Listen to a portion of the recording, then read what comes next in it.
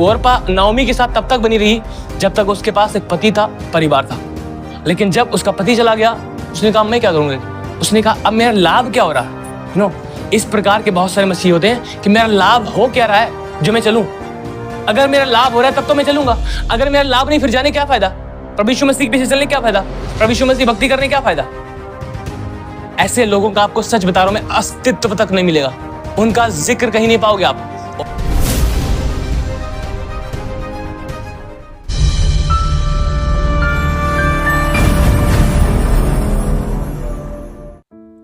बैतलहम में एक व्यक्ति रहता था जिसका नाम था एलीमेलेक, उसकी पत्नी का नाम था नाओमी, उसके एक बेटे का नाम था महलोन और दूसरे बेटे का नाम था किल्योन।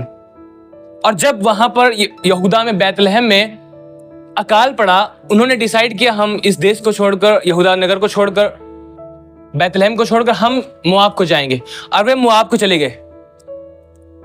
वहां पर जब वे मोआब को गए, आपको पता है पहले भी आपने सीखा हुआ इस बात को कि एलीमेलेक की डेथ हो जाती है, एलीमेलेक खत्म हो जाता है।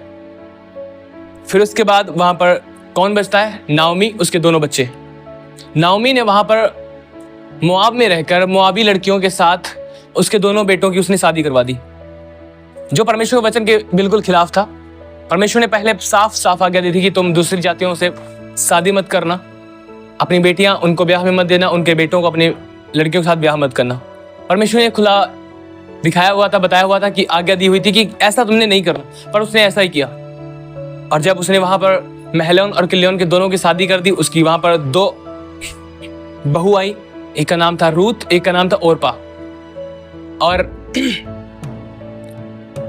उसके कुछ समय बाद, जब वहां पर रह रहे थे, कुछ समय बाद दोनों के पति की डेथ हो जाती, दोनों के पति की डेथ हो जाती। ये दोनों क्या हो जाती? विधवाएं हो जाती हैं, दोनों विधवाएं हो जाती हैं। वे वहां पर लगभग 10 साल रहते हैं और बाद में उन्हें पता लगता है कि परमेश्वर ने हमारे बैतलहम में, यहूदा की परमेश्वर ने सुधि ली है, वहां पर फिर से खाने पीने की वस्तुएं हुई हैं।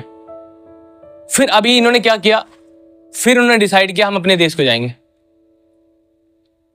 फिर उन्होंने क्या डिसाइड किया? अपने देश को जाएंगे। ये फिर मोआब से जाकर अब बैतलहम को जाने पर थे। उस समय नाओमी ने अपनी दोनों बहुओं से कहा अब आप मेरे साथ क्या करोगे जाके? हमारे पास ना तो अब कोई बच्चे हैं और ना ही कोई बच्चे अब अगर पैदा हो तो वो जब तक सियाने होंगे तब तक आप क्या वेट करोगे? उसने कहा तुम दोनों आप चले जाओ, शादी करो, घर बसाओ और आराम से रहो। लेकिन वहां पर एक बहुत अच्छा संदेश है आज हमारे लिए जो मैं आपको आज बताना चाहता हूं। यहाँ पर देखिए, एक अध्याय उसकी 8 आयत से हम पढ़ेंगे। यहाँ पर देखिए क्या लिखा है। तब नाओमी ने अपनी दोनों बहुओं से कहा तुम अपने अपने मायके लौट जाओ, और जैसे तुमने उनसे जो मर गए हैं और मुझसे भी प्रीत की है, वैसे ही यहोवा तुम्हारे ऊपर कृपा करे, और यहोवा ऐसा करे कि तुम फिर अपने अपने पति के घर में विश्राम पाओ। तब उसने उनको चूमा और वे चिल्ला चिल्ला कर रोने लगी। वचन 10 में लिखा है, और उससे कहा निश्चय हम तेरे संग तेरे लोगों के पास चलेंगे। 14 में लिखा है, तब वे फिर से उठी और ओरपा ने अपनी सास को चूमा, परंतु रूत उससे अलग ना हुई। मैं आपको कुछ बताना चाहता हूं। जब नाओमी ने दोनों को बोला आप ऐसा करो, अब आप मुझे छोड़कर अपने मोआब देश में लौट जाओ और मैं अपने बैतलहम में चली जाती हूँ, तुम अपने अपने पति घर में विश्राम पाओ। मतलब उसने कहा जाओ और तुम शादी कर लो। उसके बाद बहुत सारी बातें यहाँ पर लिखी गई। उस समय ओरपा जो थी उसने अपनी सास को चूमा, उससे प्रेम किया, उसने प्रेम दिखाया, और उसके बाद ओरपा अपने सास को छोड़कर चली गई। लेकिन रूत उससे अलग ना हुई, रूत उससे अलग ना हुई। यहां पर जो रूत और ओरपा है, मैं आपको कुछ बताना चाहता हूं। ये दो प्रकार के विश्वासी हैं, ये दो प्रकार के विश्वासी हैं जो आज कलीसियाओं के अंदर आपको देखने को मिलेंगे। रूत और ओरपा। ओरपा को भी सेम वही चीज बताई थी उसकी सास ने, रूत को भी उसने सेम कहा कि आप जाओ और अपने पति ब्याह लो और अपना घर बसाओ और आराम से रहो। ओरपा ने कहा ठीक है। ओरपा उसको उस समय तो उसने बोला ठीक है हम तेरे साथ चलेंगे, पर लास्ट में जब उसने बोला कि नहीं आप चले जाओ, फिर ओरपा ने क्या किया, उसे चूमा, उसे प्रेम दिखाया और प्रेम दिखाकर फिर उसके बाद चली गई, अपने देवताओं में चली गई, और जो कुछ वह कर रही थी वहां लौटकर चली गई। लेकिन रूथ उससे अलग ना हुई। यहां पर ओरपा और जो रूथ है ये दो प्रकार के विश्वासी हैं। स्पिरिचुअली तौर पर मैं आपको आत्मिक तौर पर बताना चाहता हूं कुछ। यहां पर जो दो लोग हैं ये दो प्रकार के विश्वासियों को रिप्रेजेंट कर रहा है, दिखा रहा है कि किस प्रकार के दो प्रकार के विश्वासी हैं। परमेश्वर अब बाइबल के अंदर पढ़कर देखें, बहुत बार ऐसा हुआ है जब परमेश्वर ने लोगों को दो राह पर लाकर खड़ा किया है, जहां पर लोगों को एक चुनाव करना था, फैसला क्या चुनाव करना है, किधर जाना है किधर नहीं जाना। परमेश्वर ने बहुत बार ऐसा किया है। आपको मैं उत्पत्ति में लेकर जाना चाहता हूं। उत्पत्ति में जब आप पढ़ेंगे नूह के विषय में, जब परमेश्वर ने नूह से कहा था मैं पृथ्वी के ऊपर जल पर ले लाऊंगा और सारी मानव जाति को नाश करूंगा, जितने लोग इस जहाज के अंदर होंगे वे बचेंगे। और परमेश्वर ने ऐसा किया। और उसके बाद जब वहां पर लगातार 40 दिन 40 रात बारिश हुई और नीचे से पानी आया, ऊपर से पानी आया, एवरीथिंग जहां कहीं से भी आया पूरा भर गया। और इतना पानी भर गया था कि उसमें 10 महीने से भी अधिक टाइम लग गया पानी सूखने में। इवन उससे भी अधिक समय लगा था। समझ रहे आप? और जब पानी सूखने लगा था और जो नाव थी, नूह की जहाज जो था, वह किसी एक टीले के ऊपर खड़ा हुआ था, किसी एक जगह पर, ऊंचे स्थान पर।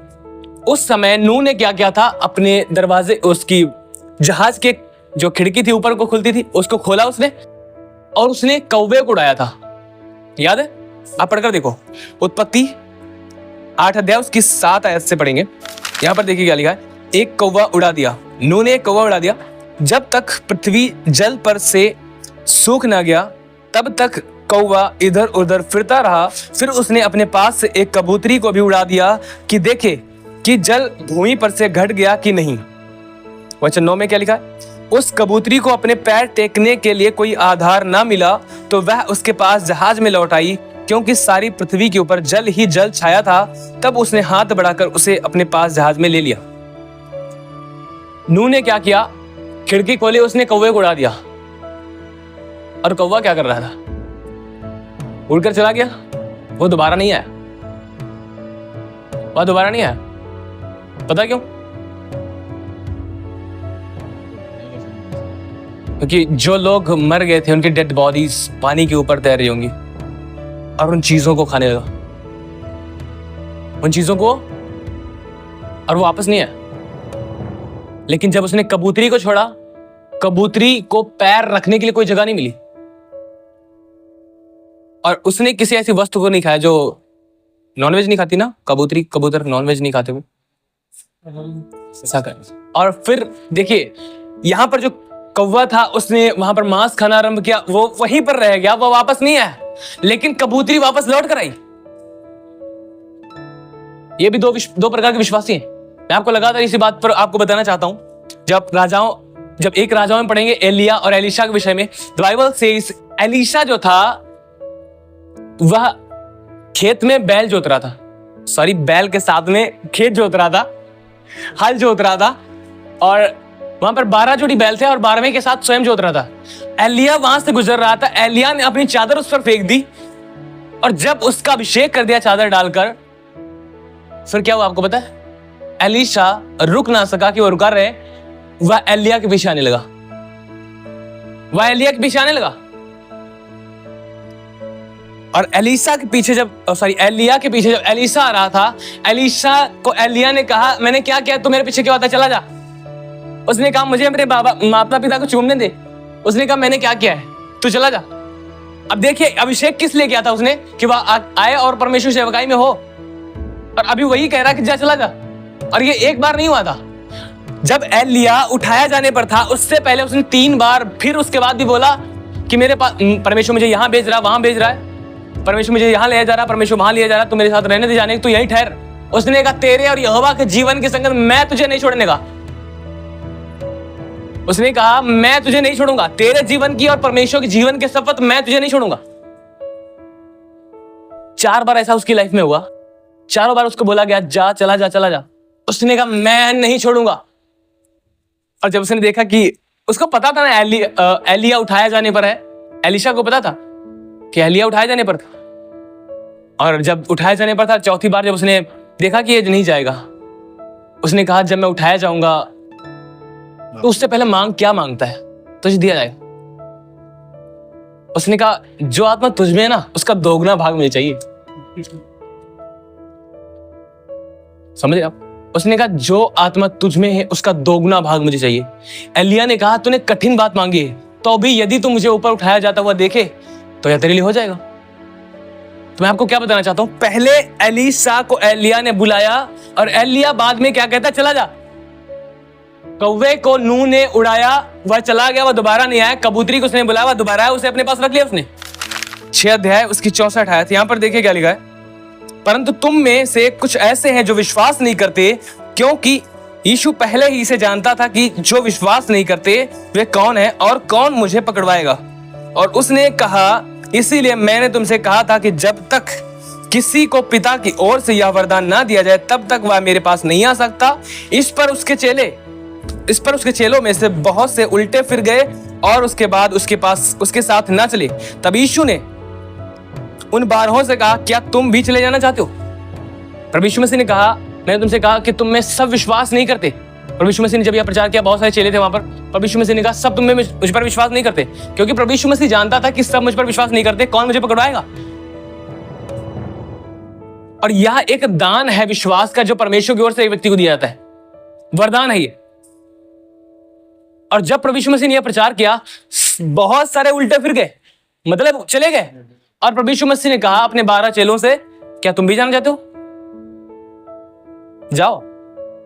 अब समझो, प्रभु यीशु मसीह ने पतरस को बुलाया था, प्रभु यीशु मसीह ने अन्य प्रेरितों को बुलाया था, सबको चुना था। किस लिए बुलाया था? इसलिए बुलाया था कि भेज दो, इसलिए बुलाया था। बोलिए। पर प्रभु यीशु मसीह क्या करें? अगर तुम जाना चाहते जाओ। समझ रहे आप? नहीं समझ रहे? मैं आपको बताना क्या चाहता हूं, रूथ के जीवन से वहां पर 2 चीजें हैं, वहां पर 2 प्रकार के विश्वासी दिखाए गए हैं, एक ओरपा, एक रूथ। रूथ को भी वही एक ऑफर था और ओरपा को भी सेम ऑफर था कि आप जाओ और अपने लिए पति ब्याह लो और घर बसाओ और रहो आराम से। ओरपा ने क्या किया? उसे चूमा और चली गई। लेकिन रूथ ने क्या किया? हम नहीं जाएंगे। मैं आपको आगे बताऊंगा। देखिए, एलिया ने एलीशा को बुलाया, उसका अभिषेक किया, वह उसके पीछे आ गया। एलीशा को एलिया ने बोला तू चला जा, मेरे पीछे मत आ, परमेश्वर मुझे कहीं और भेज रहा है। उसने कहा तेरे जीवन की सौगंध, मैं तुझे नहीं छोड़ूंगा। नूह ने जब कौवा को उड़ाया, कौवा चला गया, पर कबूतरी जब उसने उड़ाया, कबूतरी वापस लौट कर उसके पास आई और उसने जहाज में दोबारा उसको स्थान दिया। और यहां पर प्रभु यीशु मसीह ने ऐसे चेलों को सिखाया, जब एक बात सिखाई कि सब तुम में विश्वास नहीं करते, क्योंकि वह जानता था कौन मुझे पकड़वाएगा, कौन विश्वास नहीं करता। यहूदा इस्करियोती के विषय में वो जानता था। और जब उसने ऐसा प्रचार किया कि यह वरदान परमेश्वर की ओर से ही एक व्यक्ति को मिलता है, बहुत सारे चले गए। प्रभु यीशु मसीह ने अपने चेलों को भी कहा तुम भी जाना चाहते हो जाओ। समझ पा रहे आप? तुम भी जाना चाहते जाओ। परमेश्वर हमारी लाइफ में ऐसे समय आने देता है जहां पर वो हमें कहता है आप चुनाव करो। क्या करो? चुनाव, कि तुम मेरे पीछे चलना चाहते हो या नहीं। अगर तुम चलना चाहते हो तो तुम्हें एक चुनाव पक्का करना होगा कि तुम्हें मेरे ही पीछे चलना है। समझ रहे आप? मेरे पीछे ही चलना है। एक व्यक्ति प्रभु यीशु मसीह के पास आया, उसने कहा गुरु जहां कहीं तू जाएगा मैं तेरे पीछे पीछे चलूंगा। प्रभु यीशु मसीह ने कहा लोमड़ियों के भट्ट और आकाश के पक्षियों के पास बसेरा होता है, मेरे पास सिर धरने की जगह नहीं है। एक व्यक्ति और प्रभु यीशु मसीह के पास आया, प्रभु यीशु मसीह ने कहा मैं भी तेरे साथ चलूंगा, परंतु उससे पहले मुझे एक काम करने दे, मैं अपने पिता को गार्ड कराऊं। प्रभु यीशु मसीह ने उस दूसरे से कहा जिसने कहा था मैं तेरे पीछे पीछे चलूंगा, जहां जहां तू जाएगा मैं वहां जाऊंगा। प्रभु यीशु मसीह ने उससे कहा तू मेरे पीछे हो ले और मुर्दों को अपने मुर्दे गाड़ने दे। समझ रहे हैं आप? मैं आपको 2 प्रकार के विश्वासियों को बताना चाहता हूं बाइबल के अंदर, और ये विश्वासी आज कलीसिया के अंदर पाए जाते हैं। ये विश्वासी कलीसियाओं के अंदर पाए जाते हैं। जब वे संसार में होते हैं, संसार के लोगों के बीच में होते हैं, संसारिक जीवन जीने लग जाते हैं। जब वो चर्च में होते हैं, चर्च के लोगों की तरह जीवन जीने लग जाते हैं, बाइबल के अनुसार जीवन जीने लग जाते हैं। समझ रहे आप? और कुछ तो ऐसे होते हैं कि चर्च में भी खुदा के खिलाफ चलते हैं, उनका कोई फर्क नहीं पड़ता खुदा उनके लिए क्या कह रहा है। ऐसे मैंने बहुत सारे लोग देखे, मैं एक व्यक्ति बात नहीं कर। अब यहां पर ध्यान से देखिए, सभी एलिसा को एलिया ने बुलाया, उसका अभिषेक किया अपने पीछे चलने के लिए, उसकी सेवकाई में बढ़ने के लिए उसको बुलाया था, उसका अभिषेक किया था। लेकिन अब वही कह रहा, अगर तू जाना चाहता जा। लेकिन जब उसने देखा कि यह दृढ़ है मेरे साथ चलने के लिए, उसने कहा, उसका वरदान, उसने पूछा तुझे चाहिए क्या? उसने कहा जो आत्मा तुझ में उसका दोगुना भाग मुझे चाहिए। अच्छा, बात तो ये थी, हाँ बात तो ये थी। और यहां पर जब आप प्रभु यीशु मसीह ने जब चेलों को कहा अगर तुम जाना चाहते हो जाओ, प्रभु यीशु मसीह के चेलों ने उससे नहीं कहा मैं चला जाऊं, ठीक है। प्रभु यीशु मसीह के चेलों ने उससे कहा अरे हम जाएं कहां? जीवन तो तेरे पास, जीवन की बातें तो तेरे पास हो, हम कहां पर जाएंगे? और रूत ने अपनी सास के साथ कैसी वफादारी दिखाई। ओरपा ने क्या किया, उसने अपना साइड ले लिया, उसने अपनी सास को चूमा और निकल गई। उसने सोचा होगा अब क्या ही मुझे मिलेगा, यहाँ पर कोई तो है नहीं कमाने वाला, खाने वाला, और तमाम प्रकार की प्रॉब्लम्स होंगी, बहुत सारी चीजें उसने सोची होंगी। और उसने क्या किया, चली गई। और कहां चली गई? अपने देवताओं में लौट गई। अब अगर मैं आपको आगे बताऊंगा भी, कितने सारे ऐसे मसीह लोग हैं जो ओरपा की नाई, उनको एक ऐसा अवसर मिला था ओरपा की तरह, ओरपा के पास एक अवसर था कि वह जीवित परमेश्वर के साथ एक अनंत संबंध बना सकती थी, अनंत रिश्ता होता उसका, एक जीवित परमेश्वर के साथ अनंत रिश्ता होता उसका। लेकिन उसने क्या किया, उसने चूज किया अपने उन फिर से देवी देवताओं को। फिर से उसने क्या किया, अपने देवी देवताओं को जिनकी वह आराधना करी थी उन्हें अपनाने के लिए वह चली गई। ऐसे बहुत सारे मसीह लोग हैं जिनको एक अवसर मिला है इस समय कि वे परमेश्वर के साथ एक अनंत रिश्ता स्थापित करें। लेकिन वे बहुत सारे, आपने ऐसे लोगों को देखा होगा कि परमेश्वर को जानने के बाद भी वे संसार में चले गए केवल इसलिए क्योंकि उन्हें संसार प्रिय था। उनके पास एक ऑफर था कि वे एक परमेश्वर के साथ अनंत रिश्ता स्थापित करते हैं, परंतु उन्होंने क्या किया? नहीं, उनको लगा कि भैया मसीह में अगर हम बढ़ेंगे, मसीह पर विश्वास करेंगे, बपतिस्मा ले लेंगे, खुदा के साथ चलेंगे तो हम बुराई नहीं कर पाएंगे, हम आजादी से अपना जीवन नहीं जी पाएंगे, हम नशे नहीं कर पाएंगे, हम व्यभिचार नहीं कर पाएंगे, हम लड़ाई झगड़ा नहीं कर पाएंगे। वो आजादी जीना चाहते थे, उनको अपनी जीवन को पूरी तरह से खुल्लम खुला जीना पसंद था। आपको पता है, अगर आपको लगता है कि मैं एक बहुत आजादी से जीऊं तो ये बहुत खतरनाक है। ये ऐसा होगा बिन ब्रेक की गाड़ी, बिना ब्रेक की गाड़ी आप लेकर जाओगे तो कोई भी लाभ नहीं होने वाला। समझ रहे हैं आप? अगर आपको लगता है कि आपके सीनियर आपको डांटते हैं, आपको समझाते हैं और आपको लीड करते हैं अच्छे रास्तों की ओर, और आपको बुरा लगता है, आपको अच्छा नहीं लगता, मैं सच कह रहा हूं, आप अगर इस तरह से आजादी जीना चाहते हैं, आप एक बिना ब्रेक की गाड़ी के समान होंगे, कहीं पर भी लड़ा देंगे जाके अपने आप को, कहीं पर भी अपना नुकसान कर लेंगे। समझ रहे हैं आप? और इसीलिए ब्रेक जरूरी होती है, इसीलिए अधीनता जरूरी होती है, और अधीनता में ही सारी बरकतें बहती हैं। Hallelujah, hallelujah. और ये लोग सोचते हैं शायद मुझे अब मैं मसीह पर विश्वास करूंगा, मसीह के साथ चलूंगा तो मुझे निंदा सही नहीं होगी, मसीह के लिए दुख उठाना पड़ सकता है। तो इनको क्या लगता है, भैया हम दुख क्यों उठाएं? ओरपा ने तो यही सोचा था, हम क्यों दुख उठाएं, जाएं परिवार बसाएं, आराम से रहेंगे। हाँ, उसने क्या किया, अपनी सास को छोड़कर चली गई। पर रूत ने क्या किया, आगे देखिए रूत ने क्या किया। रूत 1 अध्याय उसकी 15 है, यहाँ पर देखिए क्या लिखा है। तब उसने कहा, देख तेरी जिठानी तो अपने लोगों और अपने देवता के पास लौट गई है, इसलिए तू अपनी जिठानी के पास लौट जा। रूत बोली, मुझसे यह विनती ना कर कि मुझे त्याग कर या छोड़कर लौट जा, क्योंकि जिधर तू जाए उधर मैं भी जाऊंगी, जहां तू टिके वहां मैं भी टिकूंगी, तेरे लोग मेरे लोग होंगे, तेरा परमेश्वर मेरा परमेश्वर होगा। रूत ने क्या कहा, मुझसे यह विनती मत कर कि मैं तुझे छोड़कर चली जाऊं। सुनिए, अब मैं आपको कुछ बताना चाहता हूं। रूत ने कहा, मुझसे यह विनती मत कर कि मैं तुझे छोड़कर चली जाऊं। मेरी जिठानी चली गई, वो उसका निर्णय था, मेरा निर्णय अलग है। उसने कहा, मुझसे यह विनती मत कर कि मैं तुझे छोड़कर जाऊं, नहीं जाने की मैं। ऐसे कितने सारे लोग जिनको ऑफर मिला कि वो अनंत जीवन के अधिकारी हो जाएं, जीवित परमेश्वर के साथ उनका एक संबंध हो, जीवित परमेश्वर उनका पिता हो और वे उसके बेटे और बेटियां हो और वे राज्य करें। उन्होंने परमेश्वर को ठुकरा कर संसार को प्रिय जाना, संसार की बातों को प्रिय जाना। उनको चंगाई चाहिए थी, चंगाई मिल गई, छुटकारा मिल गया, तकलीफों समस्याओं से निकल गए और बस ओरपा के साथ सॉरी, ओरपा नाओमी के साथ तब तक बनी रही जब तक उसके पास एक पति था, परिवार था। लेकिन जब उसका पति चला गया, उसने कहा मैं क्या करूंगा, चली गई। उसने कहा अब मेरा लाभ क्या हो रहा है। नो, इस प्रकार के बहुत सारे मसीह होते हैं कि मेरा लाभ हो क्या रहा है जो मैं चलूं। अगर मेरा लाभ हो रहा है तब तो मैं चलूंगा, अगर मेरा लाभ नहीं फिर जाने क्या फायदा, प्रभु यीशु मसीह के पीछे चलने क्या फायदा, प्रभु यीशु मसीह भक्ति करने क्या फायदा। ऐसे लोगों का आपको सच बता रहा हूं मैं, अस्तित्व तक नहीं मिलेगा, उनका जिक्र कहीं नहीं पाओगे आप। और पाका इस बाइबल के अंदर आप आगे पढ़ लो, कहीं पर आपको जिक्र नहीं मिलेगा, लेकिन रूत का जिक्र मिलेगा। हालेलुया। अब पढ़ पाएंगे कि रूत कितना अधिक आगे आशीषित हुई, केवल इसलिए क्योंकि उसने कहा मैं तुझे छोड़कर नहीं जाऊंगी। उसने कहा मैं तुझे छोड़कर नहीं जाऊंगा, मुझे कुछ लाभ हो ना हो, मुझे कुछ लाभ मिल रहा हो नहीं मिल रहा हो, मुझे अनंत जीवन जिस प्रकार हमारे ठहराया गया इस समय, इसके पास एक अनंत रिश्ता हो गया परमेश्वर के साथ। उसने कहा जीविते परमेश्वर, जो तेरा परमेश्वर होगा वो मेरा परमेश्वर होगा, तेरे लोग मेरे लोग होंगे, जहां तू जाएगी वहां मैं जाऊंगा।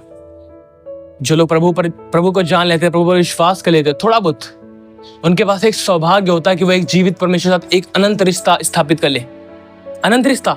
और रूत ने वह स्थापित किया। हमें ओरपा के समान नहीं बनना, जो बहुत सारे लोग चर्च में आए, उन्होंने कुछ प्राप्त कर लिया, उनको कुछ लाभ हुआ, अगर नहीं लाभ हुआ तो चले गए, अगर नहीं लाभ हुआ तो चले गए। उनको जीवन से अधिक यह जीवन चाहिए, उनको दुनियावी वस्तुएं चाहिए। जैसे ओरपा को दुनियावी पति चाहिए था, घर चाहिए था, सब कुछ चाहिए था, और इसलिए वह चली गई। लेकिन रूत को ऐसा कुछ नहीं चाहिए था। उसने कहा मैं तुझे छोड़कर नहीं जाऊंगी। उसने कहा तेरा परमेश्वर मेरा परमेश्वर होगा। हो सकता है उसने परमेश्वर के बारे में नाओमी ने रूत को बताया हो, उसने जाना हो कि परमेश्वर इनका है कौन। Hallelujah, hallelujah. परंतु हमें क्या करना है, हमें रूत के समान चलना है। जिसने रूत ने क्या किया, उसने कहा मैं तुझे छोड़कर नहीं जाऊंगी। उसने कहा मैं तुझे छोड़कर नहीं जाऊंगी। रूत ने कहा मुझसे ये विनती मत कर कि मैं तुझे छोड़कर जाऊं। प्रभु यीशु मसीह ने जब अपने चेलों से कहा अगर तुम जाना चाहते हो जाओ, प्रभु यीशु मसीह के चेलों ने कहा मुझसे यह विनती मत कर, मैं तुझे छोड़कर नहीं जाऊंगा। अनंत जीवन तेरे पास है, अनंत जीवन। मुझसे यह मत कहे कि मैं तुझे छोड़कर चला जाऊं, मुझे यह मत कहे कि मैं तुझे छोड़कर चला जाऊं। हालेलुया। परमेश्वर आपकी लाइफ में ऐसे बहुत जगहों पर आने देगा जहां पर आपको एक चुनाव करना पड़ेगा कि आप परमेश्वर के साथ चलेंगे, आप इस संसार को प्रिय जानेंगे। नूह ने कौवे को छोड़ा, कौवा चला गया और बाहर उसने मौज मस्ती की, उसने एक भोजन किया, खाया पिया, जो भी कुछ था वहां पर, कितनी बॉडीज पानी के ऊपर तैर रही होंगी और उनको उसने खाया। ऐसे ही बहुत सारे लोग हैं जो संसार में, जब परमेश्वर उनको ऐसे रास्ते, उनके टाइम में एक ऐसी प्लेस आने देता है जहां पर वो परमेश्वर को या फिर संसार को चूज करें। समझ रहे आप, ऐसा टाइम आने देता है जब परमेश्वर ने देखता है कि अब ये इस समय कौन सा चुनाव करेंगे, मुझे या फिर संसार को। अब कुछ लोग तो ऐसे होते हैं भैया मजे कर लो, अभी ये जिंदगी है मजे करने की, मजे कर लो, व्यभिचार में जीवन बिताओ क्योंकि अभी ये समय है, लड़ाई झगड़े में समय गुजारो क्योंकि ये समय है, तमाम प्रकार के बुरे कामों में। जब ऐसा टाइम आता है आपकी लाइफ में क्या करते हैं? क्या आप परमेश्वर के पास लौट कर आते हैं कबूतरी की नहीं, मुझे मेरे मालिक के पास जाना है? जब शैतान आपके पास आए, और कई बार वो शैतान आपके सामने ऐसे रास्तों को भी ले आता है जब आपको परख में डाल देता है, परीक्षा होती है वो, और फिर वहां पर आपको चुनाव करना होता है परमेश्वर का या फिर संसार का, परमेश्वर का या। लेकिन बहुत कम लोग हैं जो लौट कर आते हैं, बहुत कम। और बहुत कम लोग हैं जो इस तरह से दृढ़ हों कि मैं मसीह के साथ चलूंगा। रूत ने क्या कहा, मुझे यह विनती मत कर कि मैं तुझे छोड़कर या त्याग कर चली जाऊं, क्योंकि जहां जहां तू जाएगी मैं वहां वहां जाऊंगी। हमें भी मसीह के साथ यही इसी तरह चलने की जरूरत है। जहां जहां खुदावंद यीशु मसीह गया, जो कुछ उसने किया मैं भी वही करूंगा, जो कुछ परमेश्वर पसंद है मैं वही करूंगा। समझ पा रहे हैं आप? रूत ने यही किया, उसने कहा जहां जहां तू जाएगी मैं जाऊंगी, जहां तू रहेगी मैं रहूंगी। हमें भी यही कहने की जरूरत है, जो कुछ प्रभु यीशु मसीह ने किया मैं वो करूंगा, जहां पर वह रहता था मैं वहां रहूंगा, जो उसका जीवन था वही जीवन मैं अपना रखूंगा। और एक बात वह यह कहती है, तेरे लोग मेरे लोग होंगे, तेरा परमेश्वर मेरा परमेश्वर होगा। समझ रहे हो आप? उसने कहा तेरा परमेश्वर मेरा परमेश्वर होगा। अब उसको परमेश्वर मिल गया। एक ट्रांसलेट में ऐसा लिखा गया है, परमेश्वर हमारे साथ है, मेरे पति से अधिक वो मेरी सहायता कर सकता है, इसलिए मैं तुझे छोड़कर नहीं जाऊंगी। समझ रहे हैं आप? रूत ने एक सही निर्णय लिया और वह अनंत परमेश्वर के साथ अनंत संबंध में आई और वह एक अनंत जीवन को प्राप्त कर पाई।